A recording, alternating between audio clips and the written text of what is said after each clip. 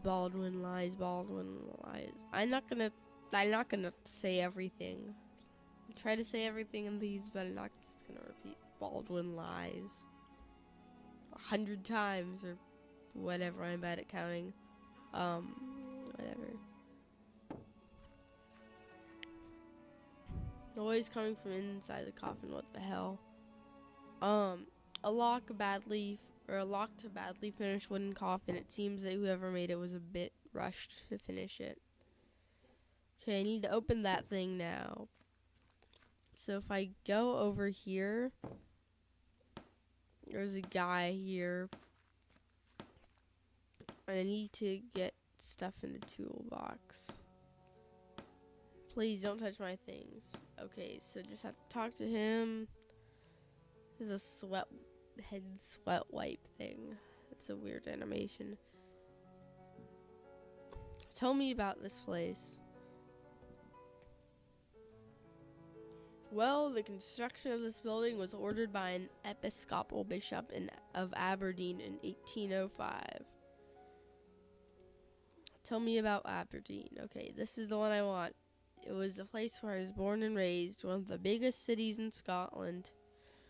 Look towards there, towards the east, you see the King's Chapel, highest point of the city.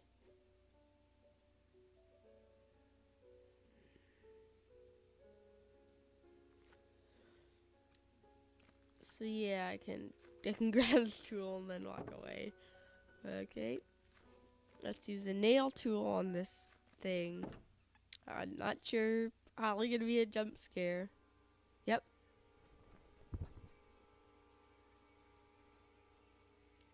Darkness of his eye. His body is petrified. He has a look of sheer terror in his eyes. Oh my god. But what has happened? What has happened? I didn't read the whole thing. Okay, Mother Elizabeth's trying to make him come to his senses. Okay, so now I can use that distraction to go and to a sort of secretive room that was being covered before. So I'm guessing there's a key. Okay. Oh, let's look at this. So cause of death: William Nealon's cause of death. I'm not even gonna try and pronounce that. Scratch marks have been found in his stomach. Elmer Moore, cause of death: pleuresia. A clear expression of terror on the patient's paralyzed face was found at the time of death. Evelyn Benzie, cause of death: marasmo. We found the patient dead, emaciated, and paleness. I don't know how to pronounce that word. I'm bad at pronouncing. And paleness in the body. Theodore Hadding, cause of death: typhoid fever.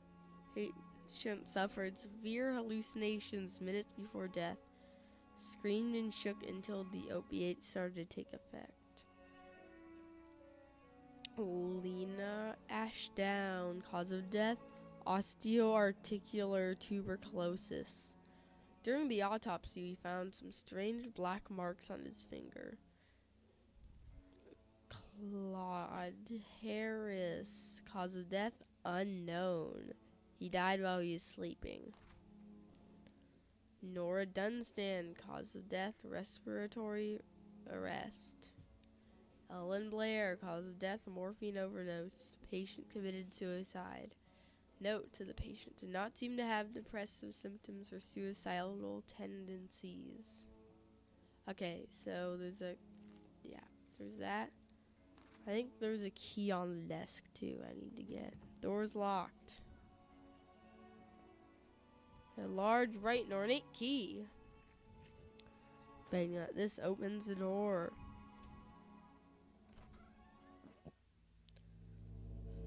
Okay, so this looks like we're in memory land. Okay, let's talk to this person. Don't look into his eyes. Okay, well, characters don't even have eyes. I don't know how I'm supposed to do that. Because deepest darkness. dwells in his eyes. Come in, my son. Do you think you could hide these books from me? They're just they're just classic literature books, Father. Socrates and Aristotle. Silence. Instruments of falsehood, you mean. Philosophies coming from the snake. Now, son, get on your knees and raise your arms. Whip. Apologize to the Lord.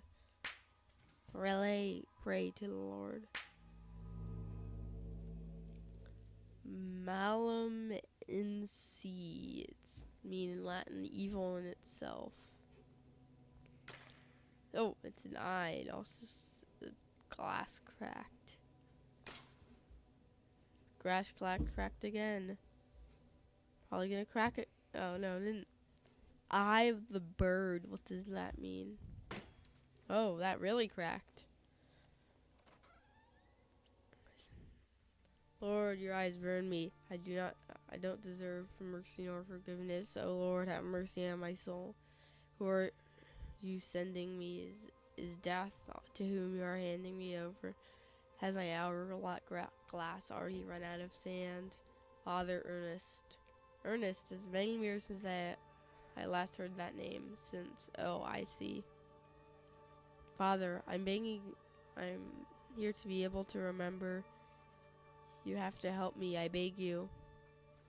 Please, entreaties, petitions, praying, torment, exemption, pastimes bring us just misfortune and pain.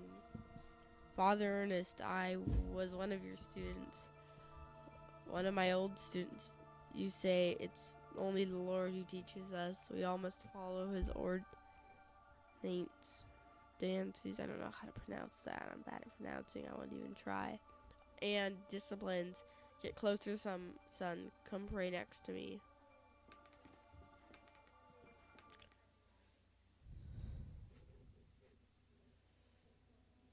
Has a large burn covering his eyes. He is completely blind.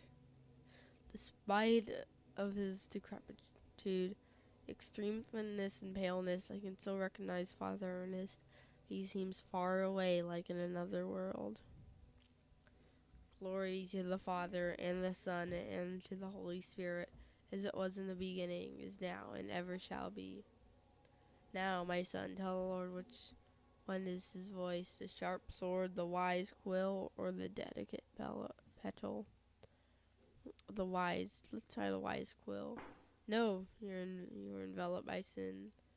Now, my son, tell the Lord which one is his holy path, the wise virtue, the endless blame, or the blessed penance.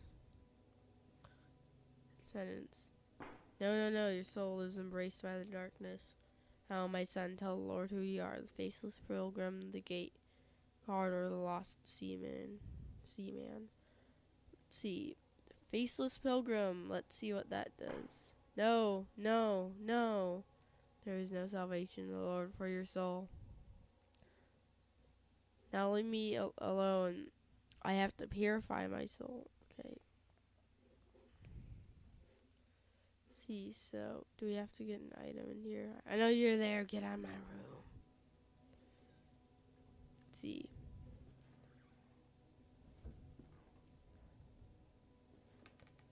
Okay. So next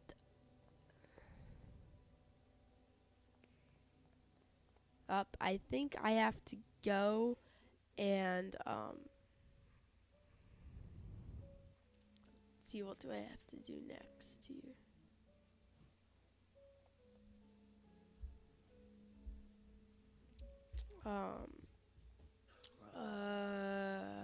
Have to bandages. Okay, let's see. Don't grab those. See, I think I have to get something from that room there. Yeah, I didn't really gain anything in this area. There's a letter there.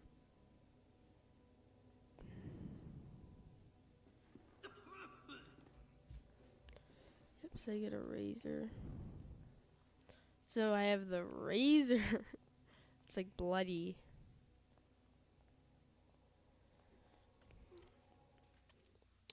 I have to do something with that.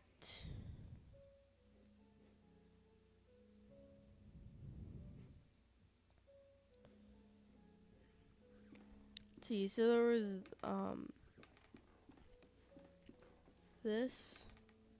The other tapestry, though, I remember from my school days, the student dormitory was here, so I destroy it with a razor. I wouldn't be able to cut this tapestry using just a knife. My hands wouldn't have enough strength.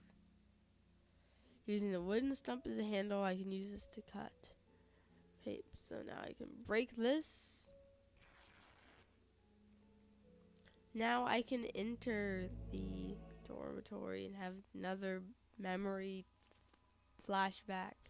And finally, our expert in philosophy, Jeremiah DeWitt, shows up. Where were you, my friend? We've been looking for you. Well, as I was saying, tonight is the perfect moment for our next meeting, but I suspect that someone outside our group is secretly surveilling us. Who is it, Anthony? My dear friend, it's Professor Glenn.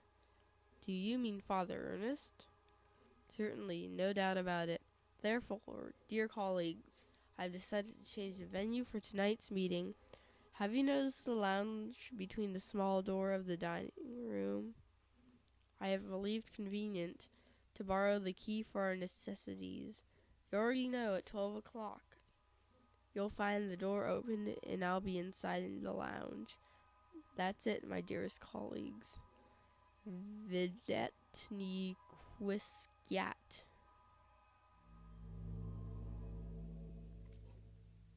Okay, so the memory flashback. Furniture. Okay, so I remember that in this furniture, we used to keep some of our personal belongings. Now it's empty. Okay.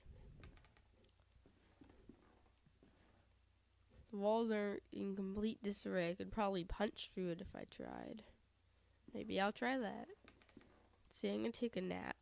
I remember that this bed is where I used to sleep when I was a student here. Yep, so just take a nap.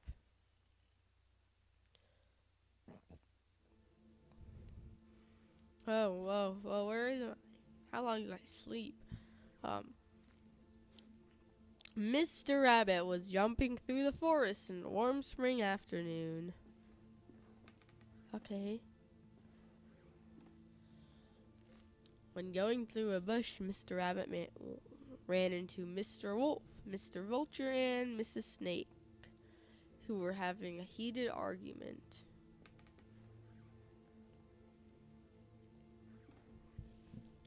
Mr. Rabbit, curious, asked them, Dearest, why are you arguing in this beautiful and cheerful spring afternoon?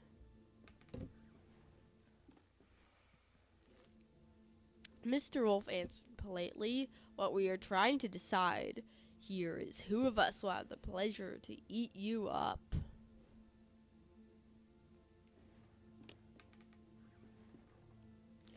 Mr. Rabbit, really scared, said, But I don't want to be eaten. I want to live.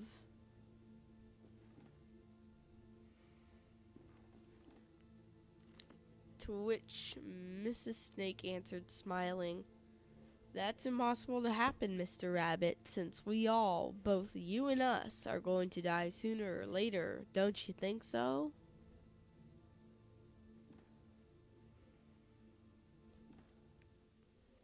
Mr. Vulture added, Mrs. Snake is right. We should stick to the issue at hand. It's getting late, and as you see, we do not agree.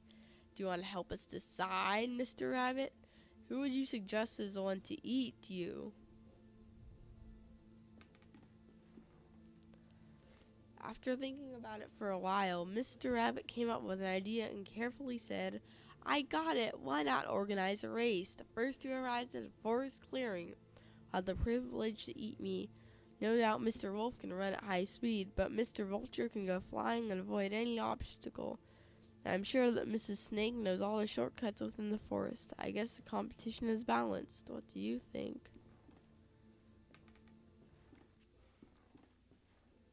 The three predators agreed that it was fair, so they started a race and they quickly disappeared.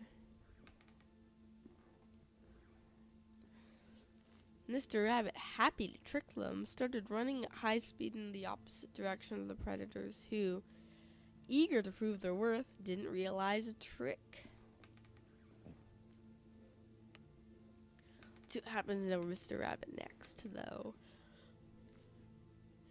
Mr. Rabbit was far away from there, and he finally felt safe, happy, and proud of his cunning. But suddenly there was a loud bang. The earth shook, frightened birds flew, and everything went dark. The end.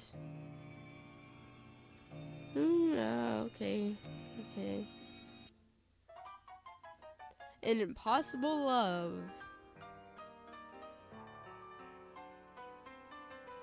There was something I kept for myself a long time. And the thing is that I love you. I have always loved you. Since the first time I saw you, since the first time I felt your frozen hands. Each time I move away from you, I miss your glassy, empty, dead eyes.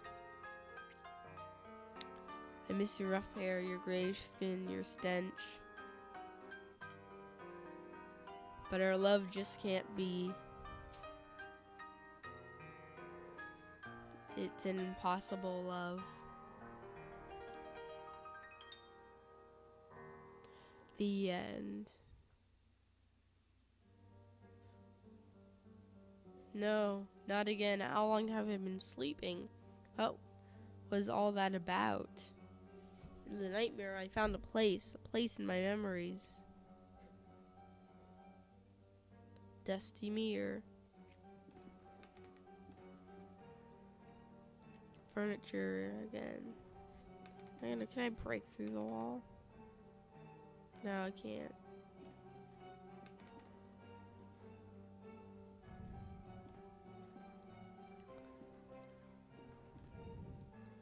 So I think now things have changed or something.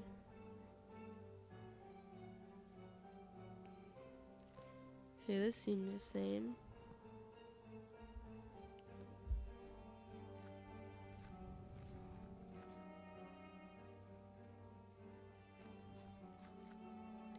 Father Elizabeth's still trying to make him come to his senses. Grave recently dug.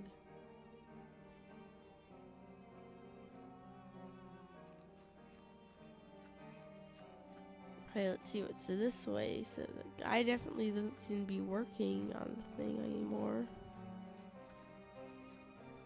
Okay, this is still the same, I guess.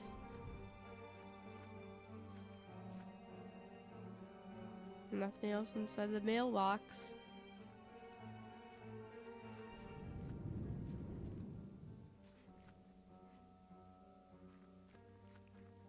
Let's see.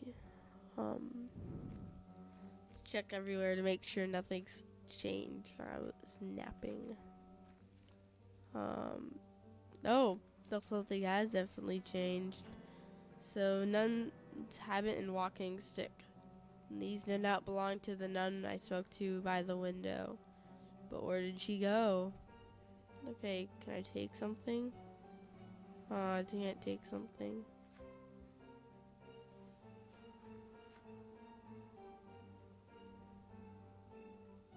Oh, that's weird. I thought I remembered taking something. But, no, I can't. Okay.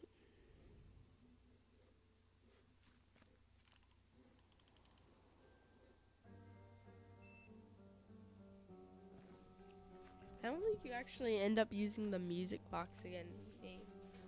But they still let you keep the item. Like sometimes, like most of the time when you use an item, you don't keep it. But like sometimes you do, I guess. Like for like tools and stuff that, of course, normally in real life you would still have after using once. So I can't exit the area.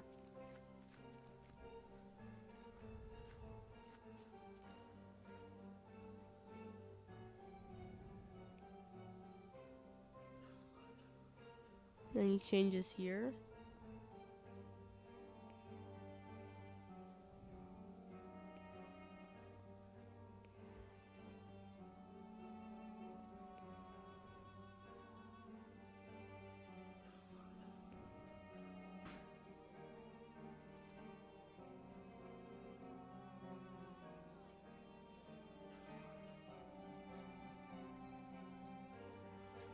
let's see if anything's changed here.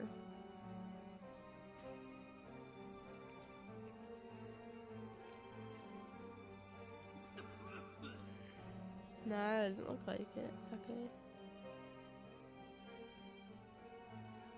So, yeah, all there is a, if I didn't already say this, all there is a note. And you can read the note. I don't think it really says anything interesting. Just him, like, repeating stuff.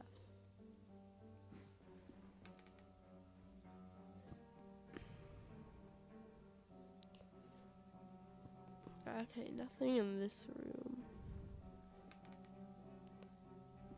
Tapestry's still there.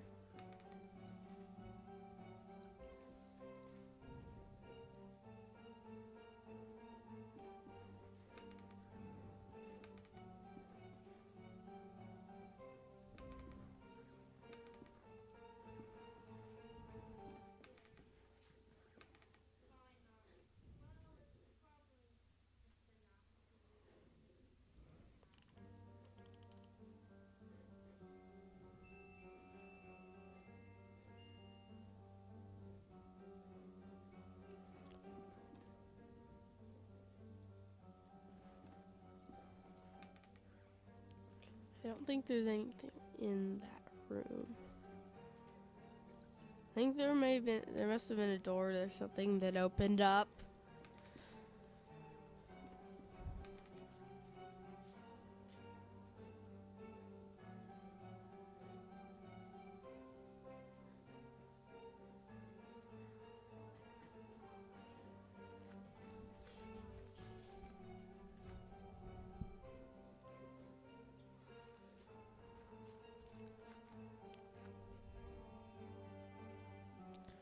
Grave recently dug.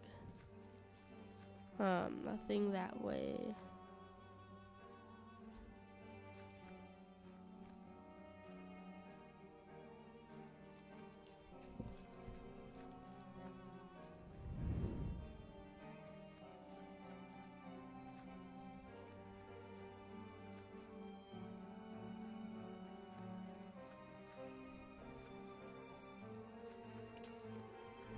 Okay.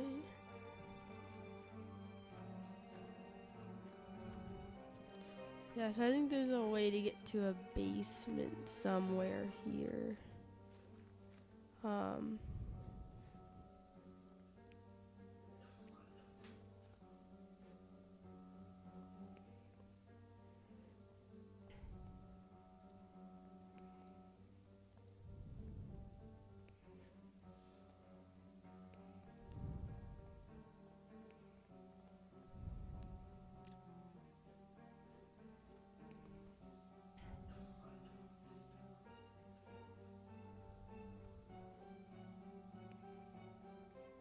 Oh yeah, right. I remember.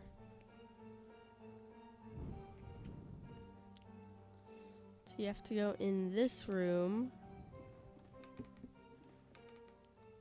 And so there's a carpet there and you pull it over. Trapdoor. Go in the trapdoor. Whoa, okay, so did you see it? Did you see it? It was there just in front of me. It was screaming. So this guy you have to give the morphine. You don't this is a weird game mechanic. I don't think you actually have to give him the morphine. Rest in peace. You don't actually have to give him the morphine, but you can. Now maybe it's just a use for the item that they threw in there.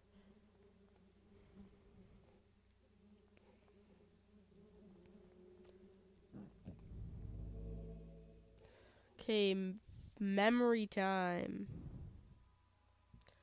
Punctual as always, David. Now all remains is to introduce our guest. You may come in now, Professor. Father Ernest. Do not worry, my friend. I invited him to join us this evening. The professor genuinely shares our curiosity, and who better to complete our group than one of the most renowned theologists. Moreover, we mustn't ban those who are willing to explore beyond the veil. The moment we have long awaited has now arrived.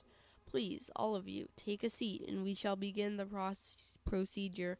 Soon shall the door be opened, and then may we finally see what lies beyond. Now I ask that you close your eyes. You will feel a momentary prick as I inject you with the serum.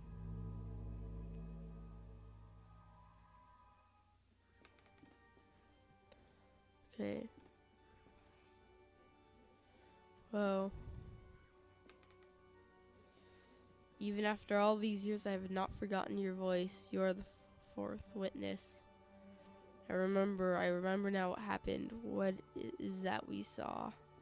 The eye of the bird, Malum and sea.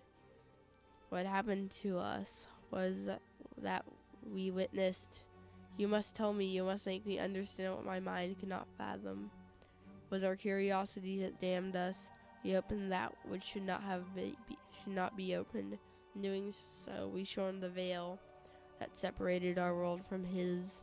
In seeking vision, we are ourselves seen by the eye of the bird. The eye of the bird saw us, it remembers us, it looks for us, it calls us from its darkness, from its abdominal lair. All these years I have attempted to return to it, but have no strength left. These poor, wretched creatures are too fragile. They lack the sight to return. Not one of them has returned, only us, the four witnesses. Who are the other two? Where are they? They disappeared as you did. I haven't heard from any of you, but I was seized by curiosity. It absconded with my faith and deprived me of sanity. O Lord, forgive me, for I have sinned. Nothing remains. All that is left is surrender to him. Greatly we have sinned, and now our only absolution is to burn into flames. Malum in say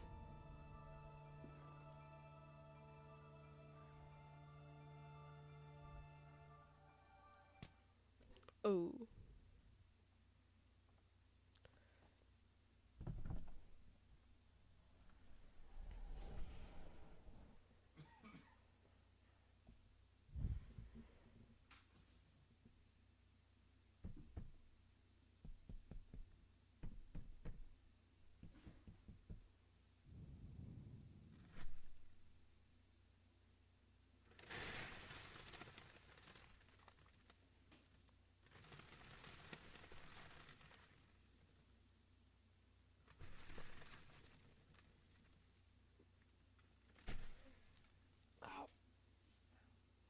Oh, that sounded like it hurt.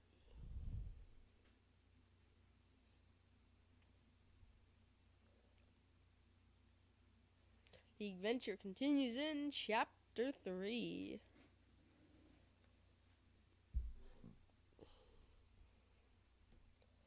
Okay, guys, this is gonna do it for this video. Thank you for watching. Bye.